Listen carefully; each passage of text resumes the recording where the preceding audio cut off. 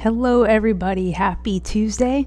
So we are here week 4, week 5. We are in week 5 of our SISU Heart project, which means that we are 16 weeks away from the Ironman 70.3 in Washington Tri-Cities with our goal of sub 6 hours.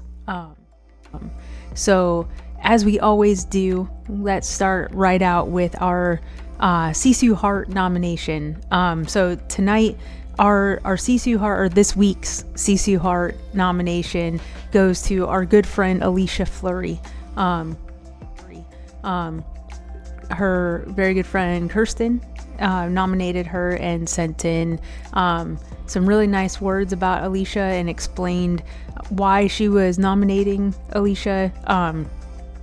Alisha really has been through a battle this last year and continues as her mom is fighting a very aggressive form of brain cancer. And Alisha has stepped in as the role of her caretaker and has taken all of that on. So I'm going to read Kirsten's words and the bio that she sent in about Alisha and why she was nominating her. So from Kirsten, May 14th, 2023, Mama went to the ER because she felt off. They found brain tumors, and a few days later, via brain surgery, they found that it's a very aggressive form of brain cancer. By June 1st, she was starting chemo and radiation for 6.5 weeks. Alisha quickly moved out of her place and into a duplex with her mom. Then in August was able to move to the other side of the duplex to help take care of her mom. She takes her to all of her appointments, her infusions, chemos, scans. She does all the shopping, all the yard work, all the cleaning, all the cooking, everything. While she's still working full-time as a social worker. In November 2023, they learned the tumors had grown back and she needed to have another brain surgery to remove them. So now she's on another round of chemo, which started just this mid-May. Ultimately, this is going to be what takes her life. And right now, they're just trying to keep her around for as long as possible and as healthy as possible. Alisha has already actually completed her master's degree in social work, and she had actually gone back for her nursing degree, which she didn't actually make public. And so from Kirsten, that it's just really highlighting how she's made it a priority to make her mom's last bit of time here comfortable and enjoyable.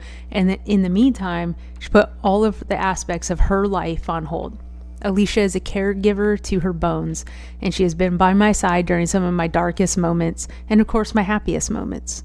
And in April, Alisha, Amy, her sister, and Debbie were actually gifted a trip to Hawaii, and this was after a family friend learned that Alisha was saving for this trip, which was one of the big reasons why she had quit school, so she could try to save for this trip.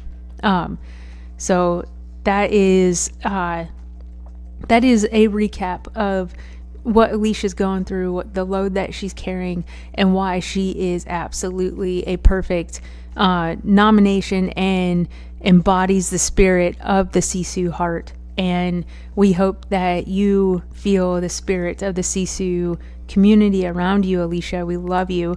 You're not carrying this alone. And anytime you need anything, you have a community around you. And we absolutely love you. And we're thinking of you and your mom and every bit of this journey that you're on with your mom.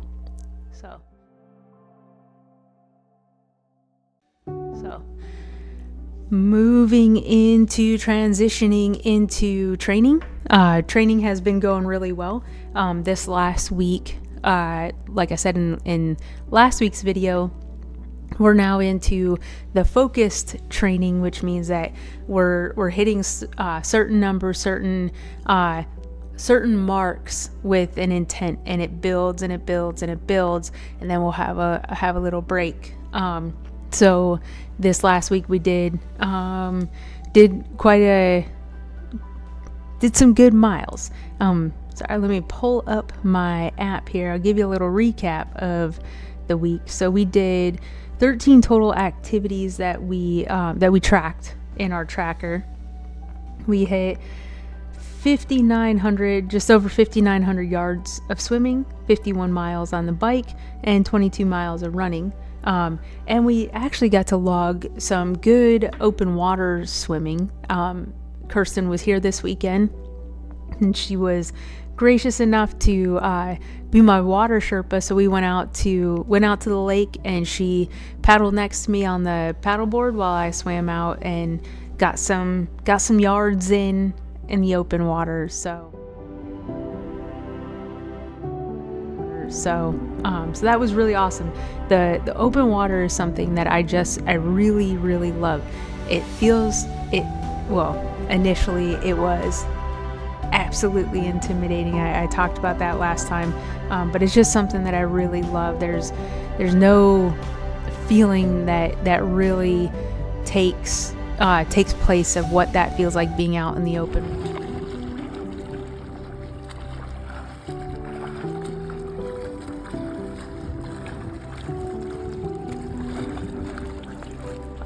So with that, I know that last week I also kind of highlighted, or I showed whatever, some of my swimming gear, and I thought in the spirit of open water and in the spirit of kind of introducing maybe concepts or things that some people that may be watching this had never heard of, never considered, never done, just like when I initially got into triathlon and had zero clue about anything, especially about wetsuits and what that means. Like, I did not even know that there was a difference between like a wetsuit that you wear when you surf and then a wetsuit that you would wear for like open water swimming.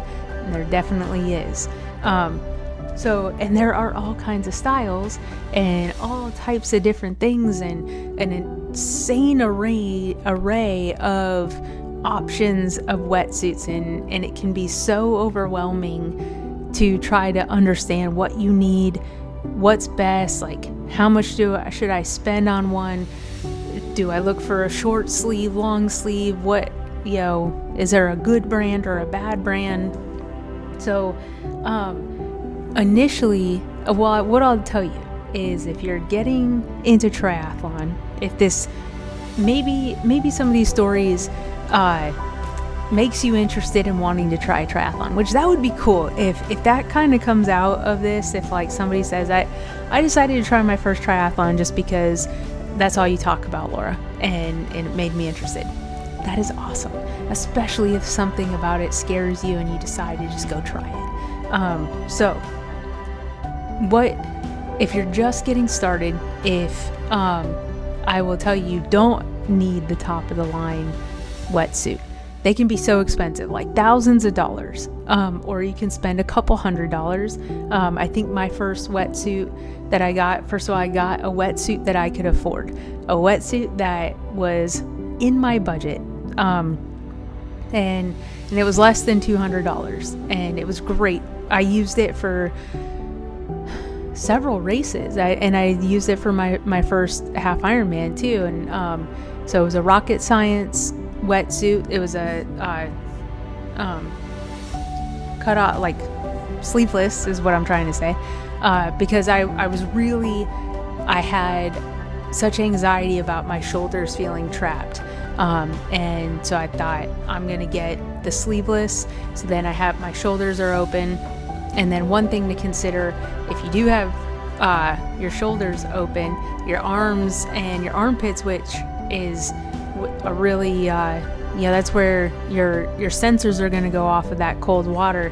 That's all exposed. And so that's something to consider. They do make, which I had gotten, neoprene arm sleeves. So these aren't going to give you much, they're not that great for drag. So if you care about your pace, and you're like really honed in on it, I probably would not go with this. But if you're like me, where it's like, my goal was to get into the water, get around the buoys, and get back to the finish. As long as I made the cutoff time, that's what I cared about. So that's something else. If you did not know, in Ironman races, whether it's the 70.3 or the full Ironman, there are cutoff times. Like, you only have a certain amount of time to complete each discipline. So that's what my goal was, make sure that I could get in, complete it in the time allotment, and that's what mattered. But this does help. If nothing else, it's great if you get a sleeveless wetsuit and then you find out that the water's pretty cold and you're kind of feeling nervous. This will help, if nothing else, anxiety. And it is neoprene, so it does glide a little better than your arm does, for pushing back the water. So let's see.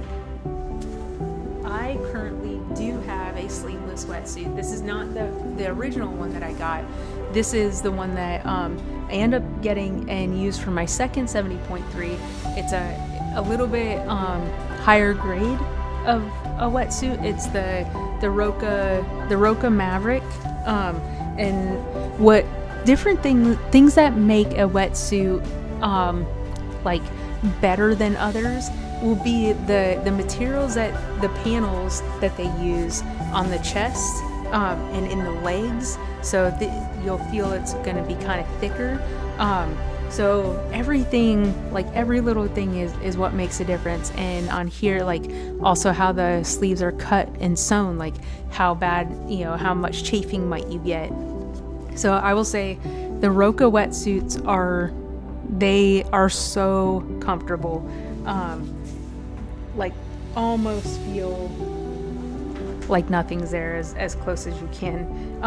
Another style that this one's actually for sale. So if anybody is needing a wetsuit, especially if you're going to the Coeur d'Alene half Ironman here in a few weeks, where the water is definitely going to be cold, this is a great wetsuit. This is also a great wetsuit for a beginner who has anxiety about being in the water, because this is super, super floaty. This has extra padding, extra neoprene. You will float. You are going to be a life preserver in this. It is a great wetsuit. And even the arms, so they are thicker, like the sleeves are thicker than in other wetsuits. I'm telling you, you are not going to be cold if you're wearing this wetsuit. And they do have, so Roka uses it's called their patented arm up technology. So when they sew it so as if your arms are already up, which is nice because it means that you're going to have more room here. Your shoulders are going to feel way less constricted than in other wetsuits. So this is the Roka MX. I had initially bought this, the Maverick MX. Actually, I bought this because when I did that 70.3 in the sleeveless, the water was so cold that year. It was the coldest I'd ever gotten, and about I don't remember. I still had a ways to go, and I was in the water shivering, and I had already been in the water for like 30 minutes or so. By that time, I was already acclimated, and I was just so cold to my core. So the following year, I had some definite anxiety, and I wanted to, I didn't want to be cold again like that. So I'd gotten the MX. Great wetsuit. This is a women's small. So again, if anybody's looking for this, or if anybody's looking for a wetsuit, I'm selling this for it. I used it 2 times, and that was just to get in the water. Never peed in it. It is practically brand new. So $325. It's normally like $550 or something like that. So the wetsuit that I've been swimming in, that I got last year, I just missed the return window on the MX when I ended up ultimately going with the what was one of the newest Maverick MX's full sleeve. Absolutely love this wetsuit so much. It fits me so well. The neck is super comfortable. I don't get chafing. So there you go. That's just a little bit of jibber jabber about some wetsuits. Let me know if you have other questions. Do you want me to talk a little bit more about wetsuits? Do you have questions about wetsuits? Do you have questions about anything else? With that, we are going to sign off on week 5. This week, I want to challenge you. If there's something in your life that scares you and you haven't done it yet because you're scared, go do it. If there is anything that you want to say to somebody but you haven't said it because you're scared, say it. Challenge yourself to do that thing that scares you, because this life goes by way too fast. Tomorrow is not guaranteed, and all we have is what we have, and we have to live every day that we have left. So, Alisha, we love you. You're in our heart, and we give you this heart. And there we go. Week 5. We'll see y'all next week.